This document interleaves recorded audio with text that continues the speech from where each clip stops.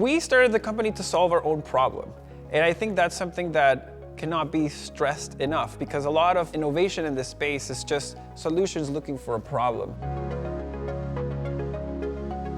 The origination and the development of Ledn came out through conversations that I had with Mauricio about the different experiences we had growing up with money. I'm from Venezuela, and the way I got into Bitcoin was not because I found it, but my family found it first. So in my lifetime, there's been 14 zeros wiped out of my currency.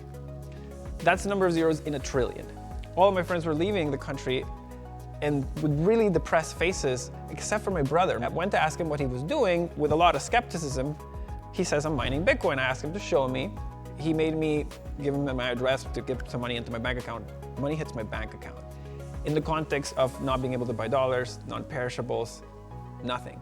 And at that point, when I saw how Bitcoin could transact in that hostile of an environment, that's when all the light bulbs went off.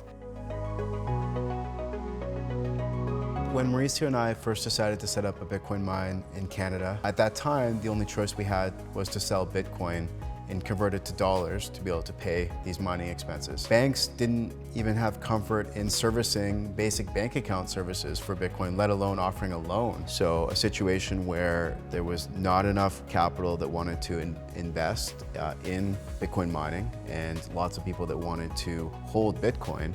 And so the idea of financing a Bitcoin mining operation was pretty interesting. We iterated a lot through many conversations and launched Canada's first Bitcoin-backed loan in 2018. And then through that realized that we had something that, again, Bitcoin is a global asset. So why were we limiting it to Canada? There were people in other regions of the world who it was equally or arguably far more useful for. And then we didn't need to limit it to mining either. 87% of the world lives under an authoritarian regime. They have no democracy. What kind of hope for fair banking can they have? 87% of the world. It's easy for us, sitting at the 13% of the world, to say, oh, money works. Money's not broken. Why do you need Bitcoin? But many times that's just financial privilege speaking.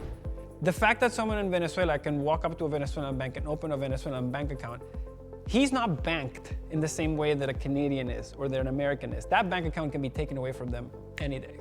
And it does, and it happens all the time. Because banked outside of the US and Canada is just temporarily banked. I can't explain to you how empowering that is for that person. When they log onto their screen and they say, welcome Miguel to your Ledn platform. This is how many dollars you have. This is how much interest you've made. This is how much you can get approved for a loan, Miguel. Life-changing. When we were trying to look for a name, we were trying to look for a name that was short and clever and connected in some way to the Bitcoin community and to what we wanted to do. I got to thinking about the term hodling. So hodl is a term that's used within the Bitcoin community to describe holding Bitcoin. The name Ledn came up, which was simply just switching the D and the N, and it was still the verb. It was to lend, like it is to hold. So we Ledn so you can hodl. So we lend so you can hold.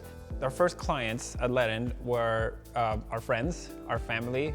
When people choose to work with Ledn, many times they're entrusting us with their highest or the most precious asset. And to us, that's an immense privilege, and we see that as a big responsibility as well. Many clients in LATAM have told us that this is the first time they've been approved for a loan. And the piece that was impactful for, I think, us as a team was not so much, great, that's good financially, but what that means for a person's self-esteem as well. I think, just back to the fact that this is a service that hasn't existed because of the traditional underwriting standards that banks use, and now they can access lending through this alternative method is very empowering. We had a VC investor ask us why we were lending at the same terms to all of our clients globally. They said, well, can't you charge a high rate of interest to someone, say, in Mexico or Colombia, because that's the rate they're used to paying into the teens or 20s or even 30s for interest. Why are you not charging that? And Mauricio and I kind of looked at each other and we were so taken aback. It's you don't get it. Do you understand what we're trying to do here? The whole point of the business is you're starting with the exact same asset. Bitcoin is the same. It doesn't care who you are, where you're from, what language you speak, what religion you are. It does not care. it is the exact same to everybody globally. And because that, when somebody has it in their possession, they can access the same financial services. And that's the whole ethos of what we're trying to do, is to equalize that. Because of our experiences, our collective experiences, the conviction in what we do is unshakable. Because there's so much of an immigrant base within Ledn, we all had to escape the consequences of broken money. I think that if you combine all of these things together, you get to this unshakable force, which is, I think, the fire that essentially burns why we want to do this so badly.